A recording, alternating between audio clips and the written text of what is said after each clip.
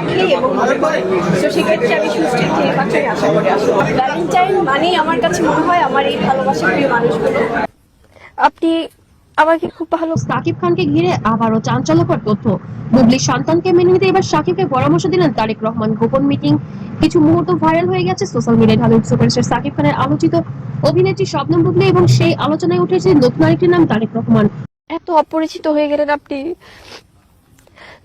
Social media viral হয়েছে চাঞ্চল্যকর এক দাবি। বুবলির সন্তানকে মেনে নিতে নাকি সাকিব খানকে এবার পরামর্শ দিয়েছেন তারেক রহমান। কিন্তু এই খবরের পেছনে সত্যটা কি? আসলে কি কোনো গোপন বৈঠক হয়েছিল নাকি পুরো বিষয়টা সোশ্যাল মিডিয়ায় তৈরি গুঞ্জন?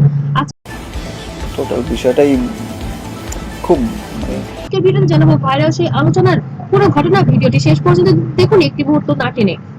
বাংলাদেশের শোবিজ অঙ্গনে বহু বছর ধরে আলোচনা রয়েছে সাকিব খান ও বুবলি সম্পর্ক। একসাথে একাধিক সিনেমায় অভিনয় করতে করতেই তাদের সম্পর্ক নিয়ে শুরু হয় গুঞ্জন।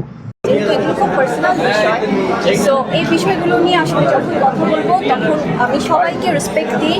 প্রথম দিকে তারা বিষয়টি নিয়ে খুব বেশি কথা না বললেও ধীরে ধীরে বিভিন্ন ইঙ্গিত সামনে আসতে থাকে। এরপর হঠাৎ করে বুবলির বেবি বাম্পের ছবি প্রকাশ পায়।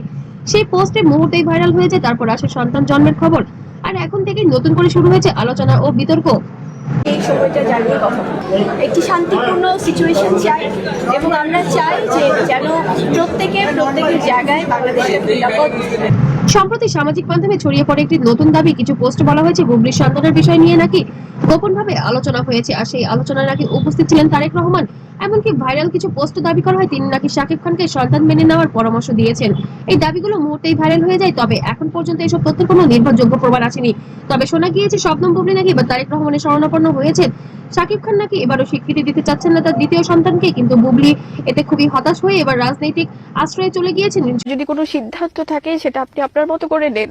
সরাসরি তিনি প্রধানমন্ত্রীর শরণাপন্ন হয়েছেন এবার, যে কারণে এবার সাকিবকে নিয়ে গোপন বৈঠক দিতে হয়েছে তারেক রহমানের।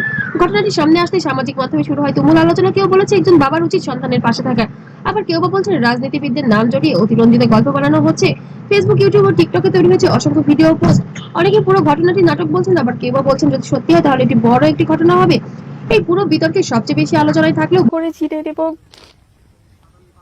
বুবলি এখনো সরাসরি কিছু বলেননি। তিনি বারবারের মতো নীরব রয়েছেন। তবে তার সোশ্যাল মিডিয়ায় বিভিন্ন পোস্ট নিয়ে নতুন করে আলোচনা শুরু হয়েছে। সন্তানের সঙ্গে ছবি, আবেগঘন ক্যাপশন এসব নিয়েই ভক্তরা নানা ধরনের ব্যাখ্যা দিচ্ছেন। অনেকে মনে করছেন বুবলি হয়তো এখনো অনেক বিতর্কে জড়িয়ে আছেন এবং তার সংসারকে সুন্দর করার জন্য এই পদক্ষেপ নিয়েছেন। অন্যদিকে সাকিব খান বরাবরই ব্যক্তিগত জীবন নিয়ে খুব কম কথা বলেন। এগুলো নিয়ে খোলামেলা কথা বলা সে মোটেও পছন্দ করেন না। তবে ব্যক্তিগত সম্পর্কে বিষয়গুলো বারবারই চলে আসে আলোচনায়। বিশেষ করে বুবলি ও সন্তানের প্রসঙ্গ এলেই সামাজিক মাধ্যমে শুরু হয় নতুন গুঞ্জন। অনেক ভক্ত মনে করেন তারকাদের ব্যক্তিগত জীবন নিয়ে অতিরিক্ত আগ্রহ থেকেই এসব বিতর্ক জন্ম হয়। আপনি কেন এগুলো করছেন আমি জানি না।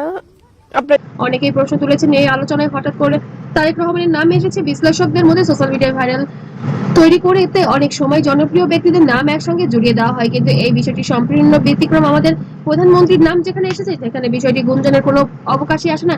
ঘটনা সত্যির জন্য বিষয়টা সোশ্যাল মিডিয়ায় এসেছে এবং তারেক রহমান চান তারা সুন্দরভাবে সংসার করুক।